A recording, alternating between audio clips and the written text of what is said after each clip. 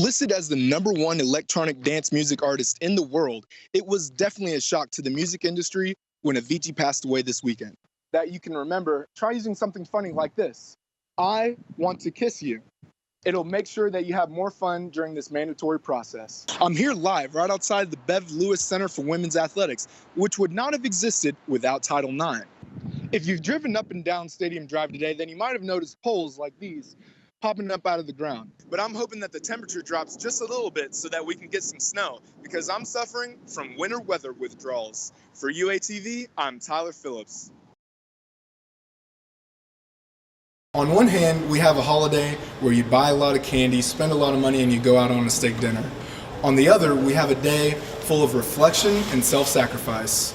So, what are we going to do about that? Carl Ressler is a boyfriend and an Ash Wednesday observer. It's not ideal. Today could be a problem for him.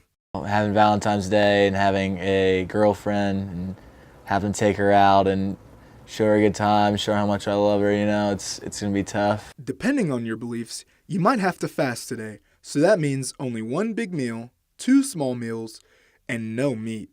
And for those of you sweet tooths out there, you can forget it. While there do seem like a lot of differences between the two holidays, campus minister at St. Thomas Aquinas, Adam Kohler, says that it is more important to remember that these two events are all about love. He also offers an easy fix. And obviously, with Valentine's Day, it falls on Wednesday, but you can take a girlfriend out on the weekend, on Friday or Saturday, which would probably be a better time anyways than middle of the week, especially with being a student and with schoolwork. Luckily, I don't have to worry about any of that stuff because the only date I have tonight is with the Olympics. For UATV, I'm Tyler Phillips. If you've driven up and down Stadium Drive today, then you might have noticed poles like these popping up out of the ground. Now, while the main concerts are being held at other venues, there are still going to be pre-parties here at the houses, and they're for a reason. Phi Delta Theta is putting in work. This is a big week, and they are ready to get after it. We're going to build a fence because, it's going to be like our personal section to have fun, have a good time, hang out with all, the entire chapter. But the real reason for this party is transportation. The key is to make sure that everybody gets to row safely.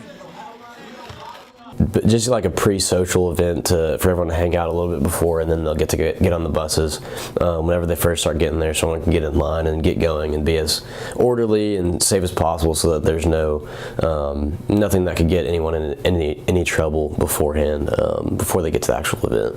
Others will be hosting parties just like this to make sure that nobody's drinking and driving. For UATV, I'm Tyler Phillips.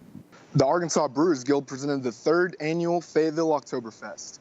This party is more than just a good time. The benefits are critical to the existence of Arkansas brewing companies. Here's the story. To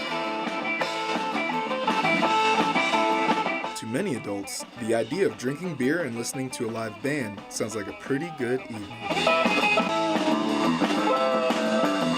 Especially in a place like this. The primary reason that we moved to the square is just because of the beauty. This year, by changing locations, the promoters also plan to make this drinking day more welcoming for families. You should be able to walk around with a beer and your kids, and a lot of families have responded very well to that. While the intention of Oktoberfest is to bring a lot of people together and celebrate with a few brews, there are other crucial benefits for the Arkansas Brewers Guild. From the guild side, I just like showing Arkansans how much great beer's being made in the state. What's just as critical as the promotion for these companies is the money raised by the Fayetteville Oktoberfest. Extremely important. This is our main source of revenue for the year. All funds go to the Arkansas Brewers Guild. They said that they plan to use the funds to help with legislative efforts that make brewing easier in Arkansas. For UATV, I'm Tyler Phillips. Everyone knows that playing sports can take a toll on your body. The levels and demand of college athletics is very, very high. However, for some athletes, their body is pushed to the point of no return.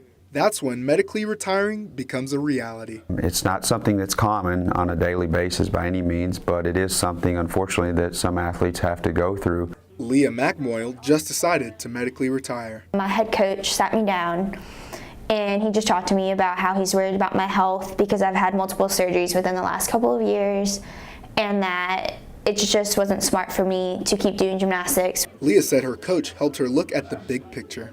It came down to the result of coming up with a decision of me medically retiring to help me in my future and be able to run around and play with my children eventually. Medically retiring is not the end of the world for most athletes. If an athlete was on scholarship, then they get to remain on scholarship.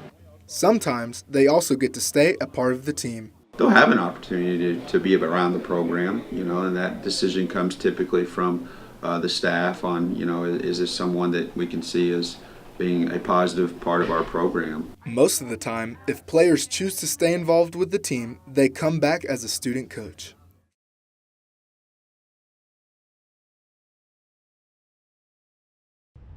Fayetteville has got the hills, but with no snow, there aren't any slopes to shred.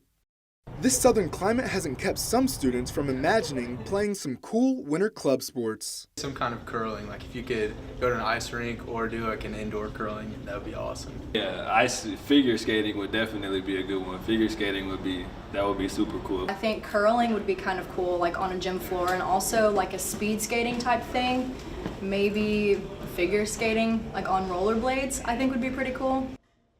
While these sports may seem unrealistic for Arkansas, Assistant Director for Club and Intramural Sports Jonathan Elliott says that there is no sport too extreme to become a club. If it's bobsledding, if it's skiing, snowboarding, figure skating, curling, I mean, even if those things are interested or people want to start up, yeah, let's do it.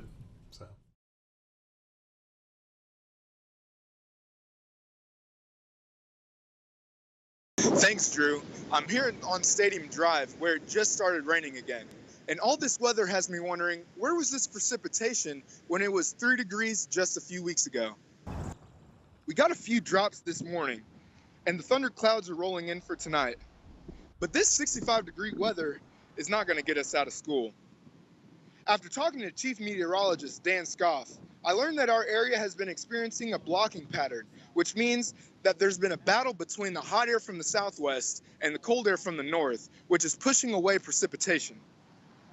This is not normal for Fayetteville because we average about 8 inches of snow per year.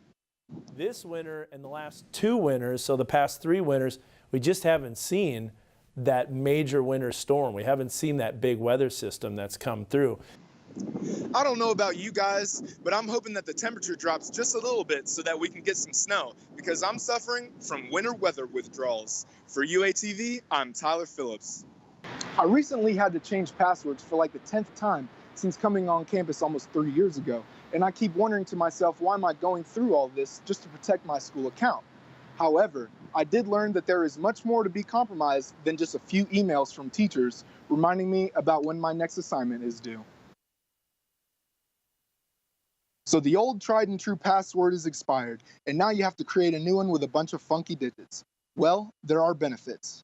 It prevents the chances that your new password can be guessed by a potential hacker. If you change the password to your main account, like your email, it will protect all others, like your bank account.